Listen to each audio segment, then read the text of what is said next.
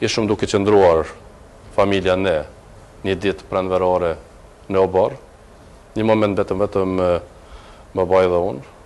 Babaj më tha që e dijeshim se ke hyrë thellë në punë të cilat janë trana, por birim ki kujdes. Bën që ka të bësh ki kujdes. Ruje vetën, ruje shokët, për me Serbi mos u mërzit, mos u korit.